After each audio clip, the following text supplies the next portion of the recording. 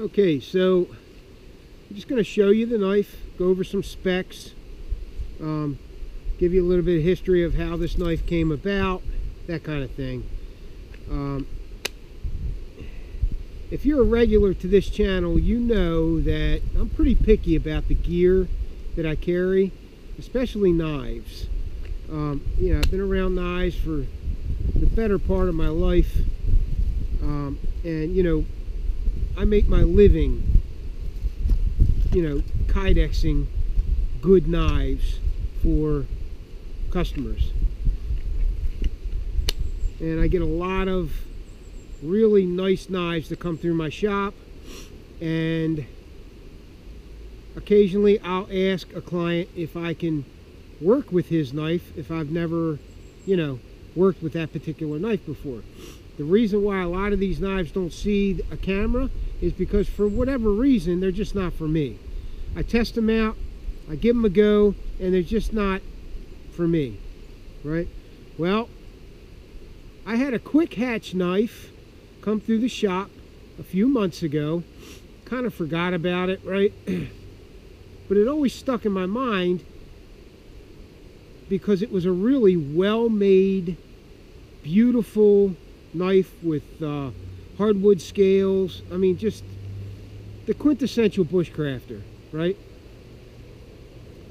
So I was talking to John Mistro, I don't know, a month and a half ago, about Brenton Good at Quickhatch Knives, and he asked me, have you ever given Brenton's knives a try? And I said, no, I haven't. He said, how come? I said, because he's never made me one, right? So however it happened, I got in contact with Brenton Good.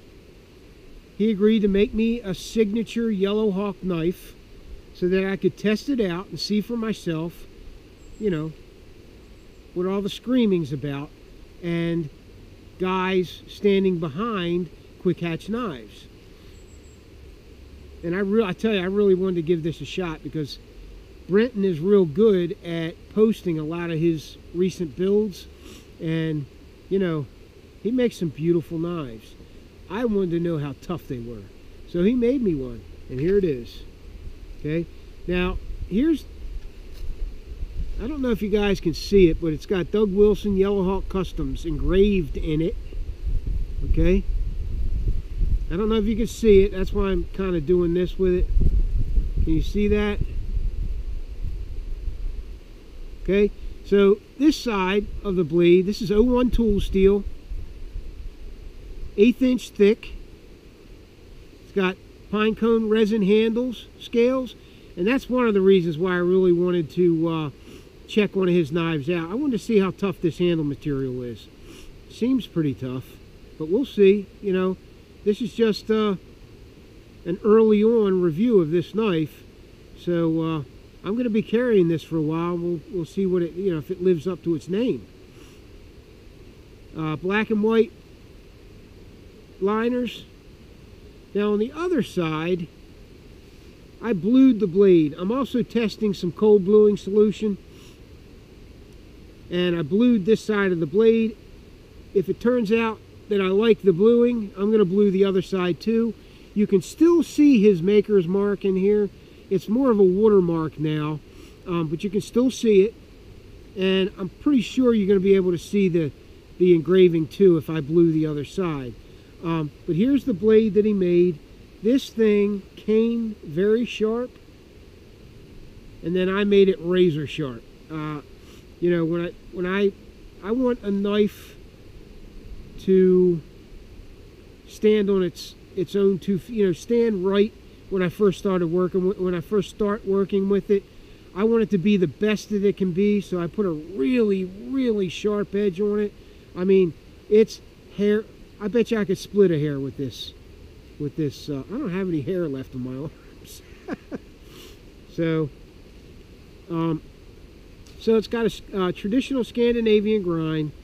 It's got a very slight secondary bevel on it, but it is razor sharp now. Pass-through pins. This is a beautiful knife. Absolutely beautiful. Now, you know, the word beauty that comes down the line in terms of aspects or things that I like to see on a knife. I like them to be tough first, right? It's got to be a tough knife, right? And I tell you, the way you judge how tough a knife is before you ever get it in your hands is you listen to what other people are saying about that knife. Well, I've heard a lot of hubbub about Quickhatch, and I needed to check them out for myself. So if all goes well, I'll be able to stand behind Quickhatch Knives, and him and I will be able to do something like this. Right? Put out knife and sheath systems, specialty systems. You know, it's not going to be a regular thing. It may be, it may not. I don't know. But you know, if a client wants a sheath and a knife, and we can build them a knife and sheath system that will, you know, really work well in the bush for you. So here's the system that I built for it. This is Black Raptor Kydex. It's got that leatherish finish to it. It is not a leather over Kydex. It's not a leather elite. It just looks that way. It's got great retention, right? Great retention. That's another thing I like about his knives. Most of them Kydex very well because of this finger guard right here.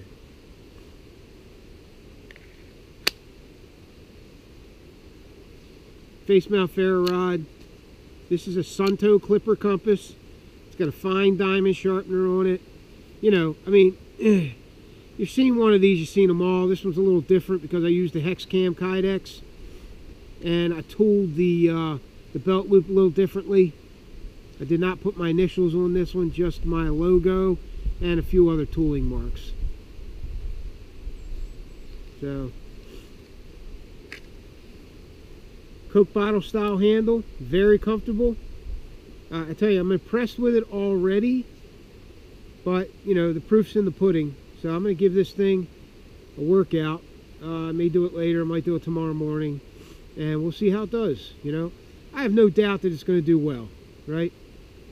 It's a nice knife. If you are looking for something like this, I can already tell I'm going to love it.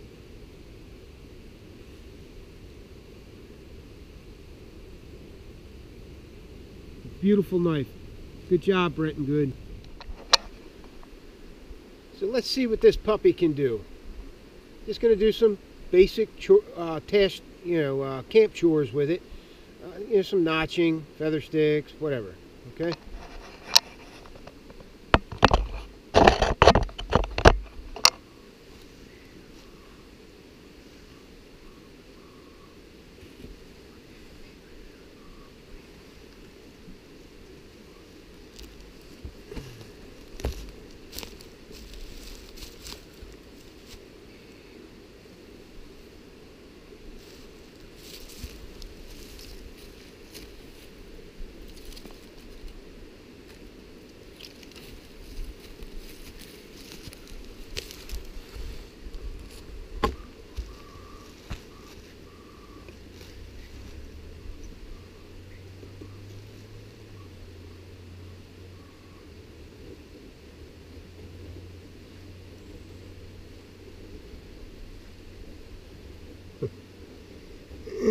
Beautiful.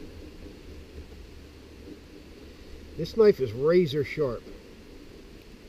See if I can get some really thin curls out of it. Yeah.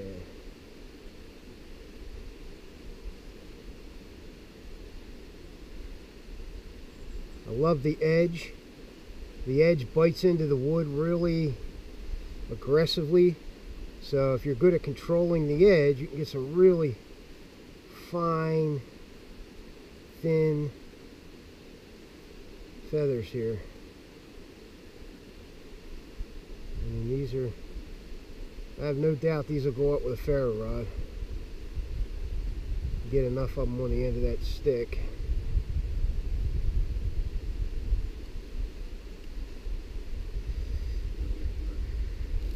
And then you can make some deeper curls. Some that are a little thicker for putting on the fire later, you know, after you got it lit already. You have a stick that has a bunch of curls on it that are thicker, like this. Or you just take them off the bone, right? And use piles of feathers to help start your fire. I think I'll save these, make a few more.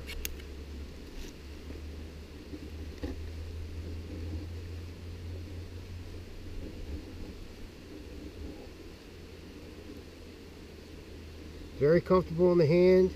This is a very comfortable handle. I'm impressed so far with this knife. Very impressed. That edge is phenomenal. I mean, it bites in, and you can tell that this thing's a wood hog.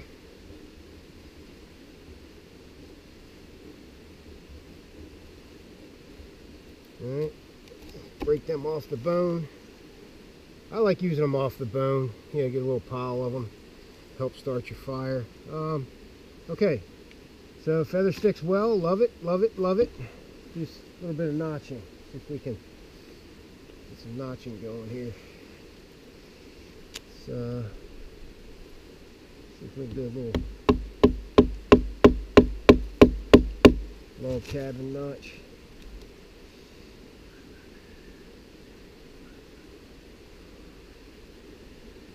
Really big one.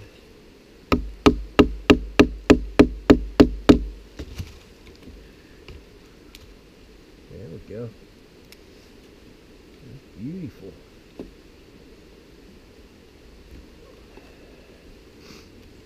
Make that a little deeper.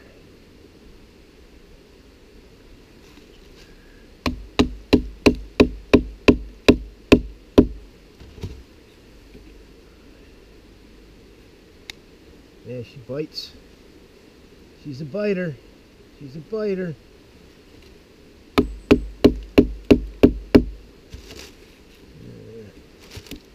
There we go. Pop that puppy out of there. It's a nice log cabin notch. And this is oak. It's been seasoned for a while, so it's pretty hard. See if we can't cut a figure 7. A lot of these notches here that I'm making are used in traps and snares, which are one of my favorite, you know, like favorite things to do.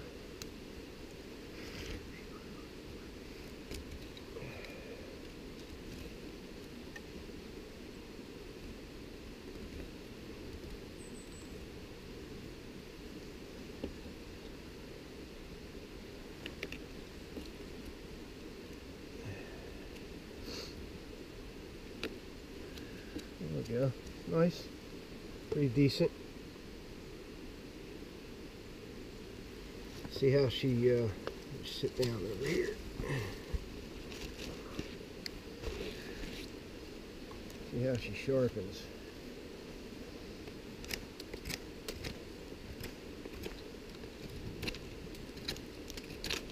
Yeah, she digs in.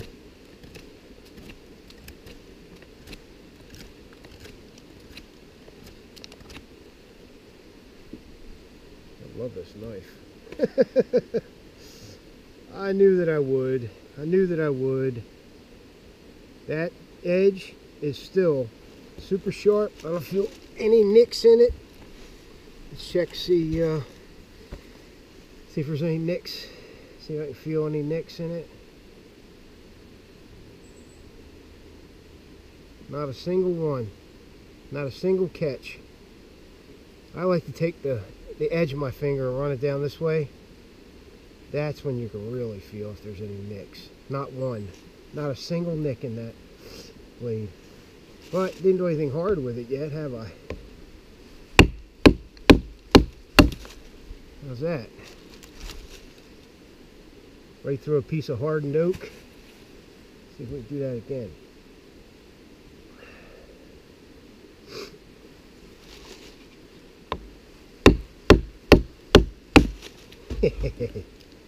Now that cuts straight through across the grain. Beautiful knife. Oh man.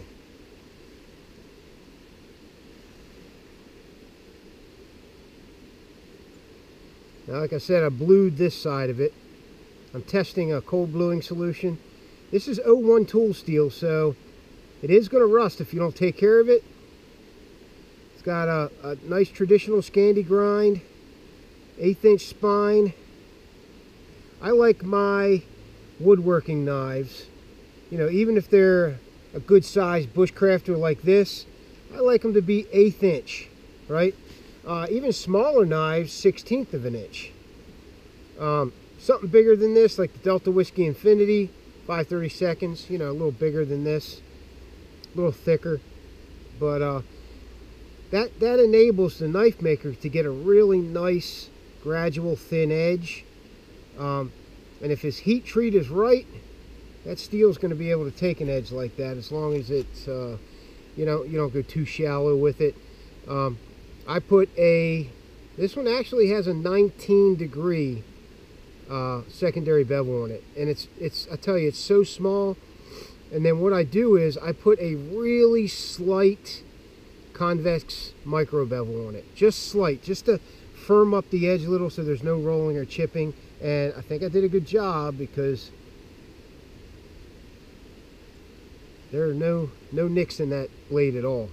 I don't feel any rolling. It's still very sharp. I mean, it's still pretty sharp. So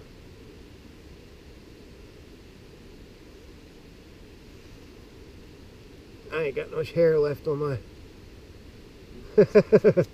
I ain't got much hair left on my my arms.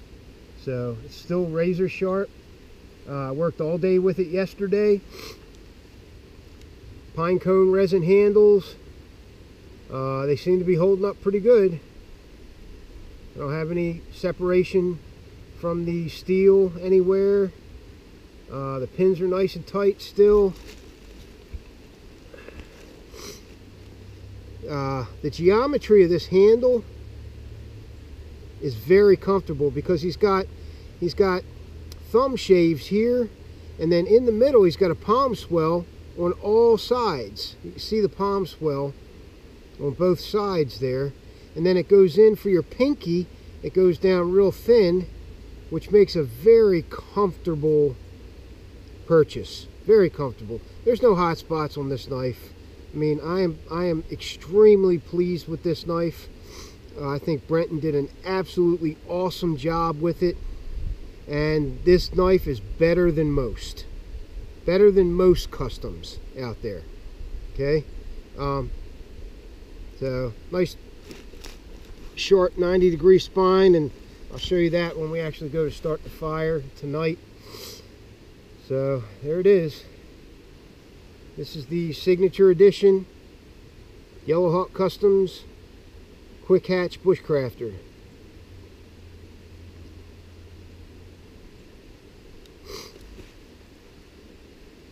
Black and white liners. He really, I tell you, he went all out for me. I really appreciate that.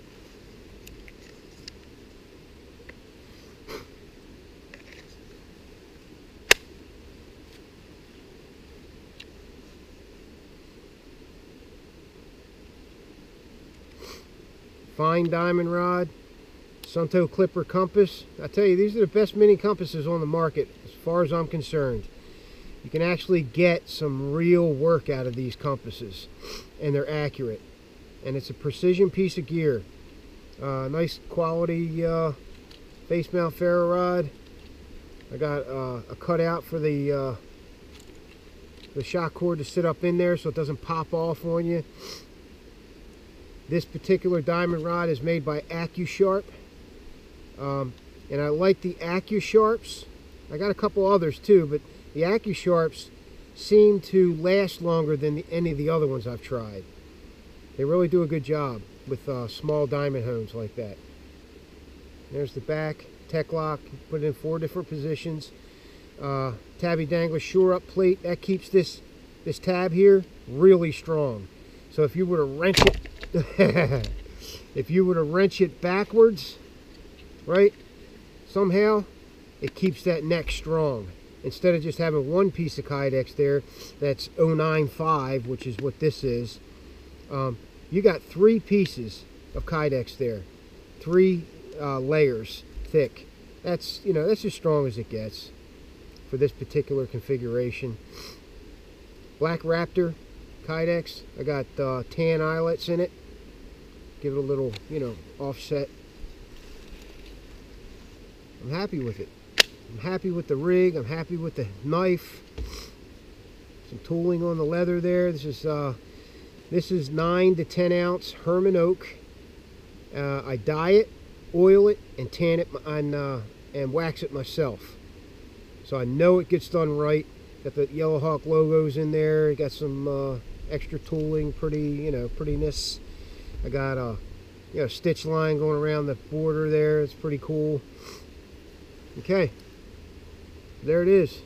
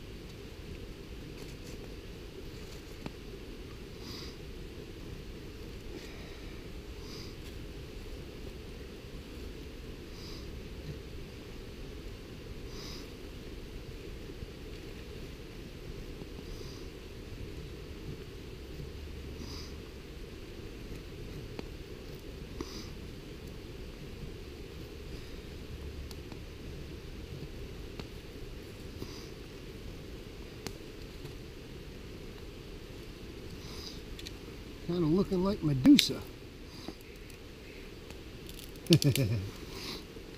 Thing's still sharp. Still razor sharp.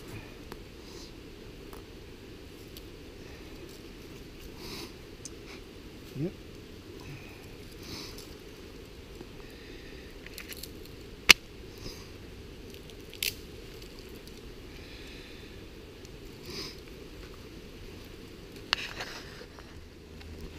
Alright, so let's do some batoning.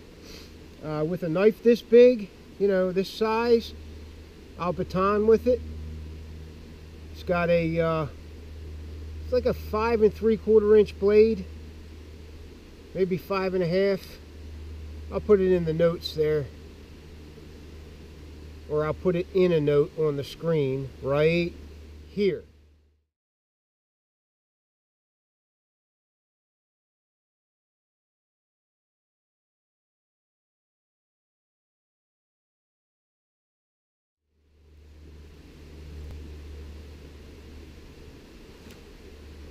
Alright, let's see what we got here.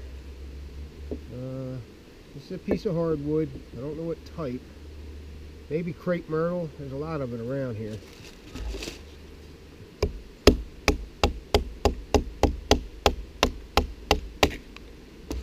Oh, that splits well.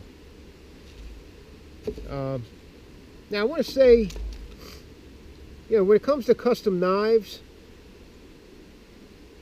it's resources like this, guys that do reviews on knives, that, you know, if you're on the fence about a certain knife, especially a custom knife maker, look at the reviews of his knives. If you can't find any, I'd move on to a different maker until, you know, he's got some reviews, or take a chance and do one of your own.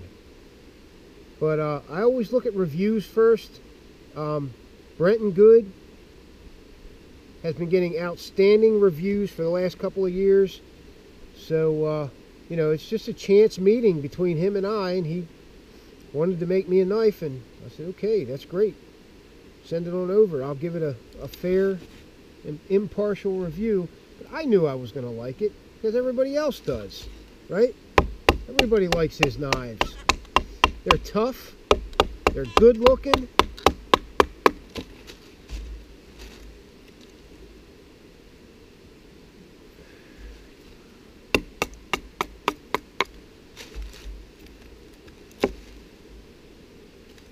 You know, when I build fires, I use a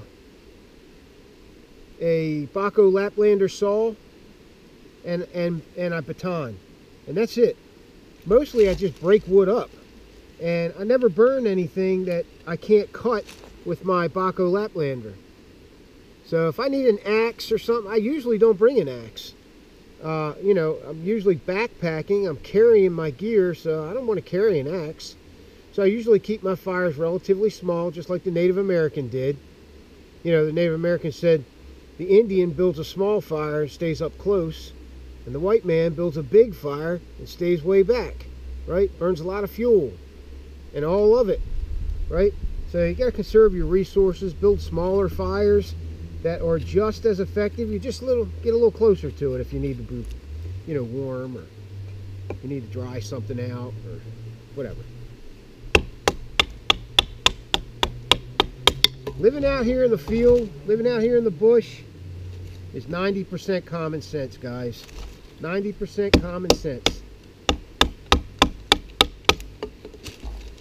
You know, I baton some wood, I get something this size to build up my fire, then I start burning stuff like this, right?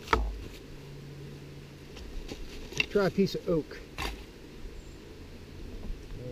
see, here's a piece of oak right here.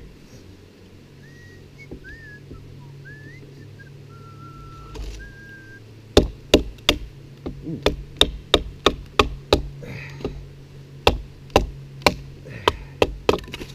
There we go.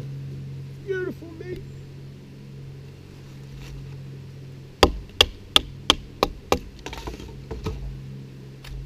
All squared away at Antietam campsite. All squared away. There we go. There she is. Beautiful. I love this knife. It might become one of my go-to bushcrafters. I still like my BMF because of that CPM 3V and the way he does his grinds and his you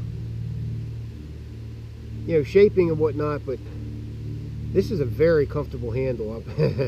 I'm really impressed. I really am. Brenton, you did a great job, brother. I very much appreciate this. So maybe we can put some systems out.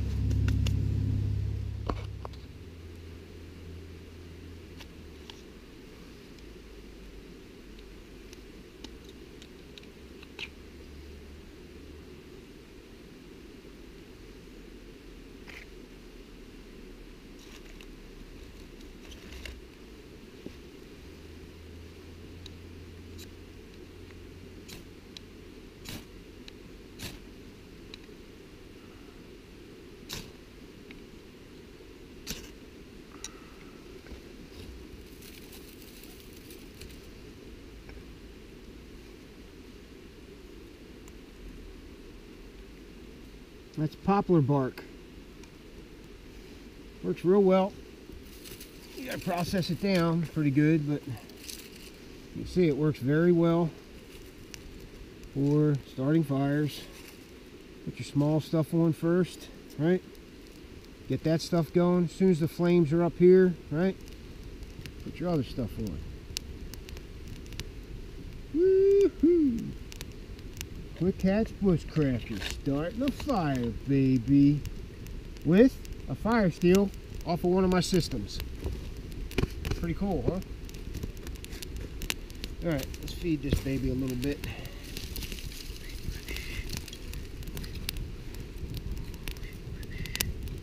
I got that camera like 5 inches away, 8 inches away, whatever. All right. Right now, it doesn't matter how you put the wood on, as long as you got the fire to burn it, and that fire's chugging along, it doesn't matter how. Just make sure it's airy between the wood. All right, let me move this back a little before it burns. There we go.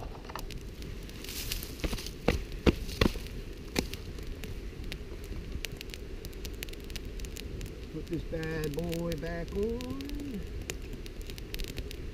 Woo! Look at that. That's one hell of a fire. Oh yeah. I really enjoy this.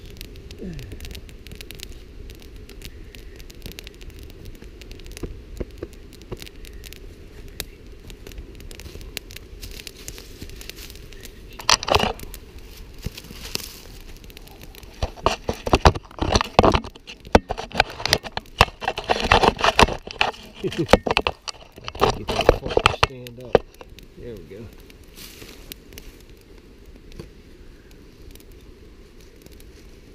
Now I got some bigger stuff. See, I got piles of everything ready. Got a bunch of piles of everything ready, right? Now, at this point, as soon as all this is caught real well, I can start adding bigger pieces to it in a TP fashion. Doesn't matter how you build it, TP, box, it doesn't matter. As long as you got air flowing between that wood, your fire's gonna do just fine.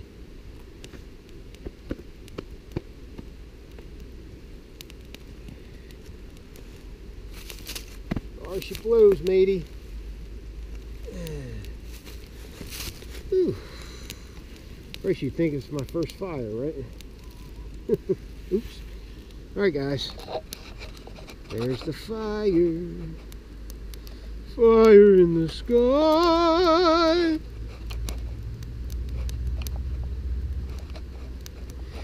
All high speed at Antietam Campground.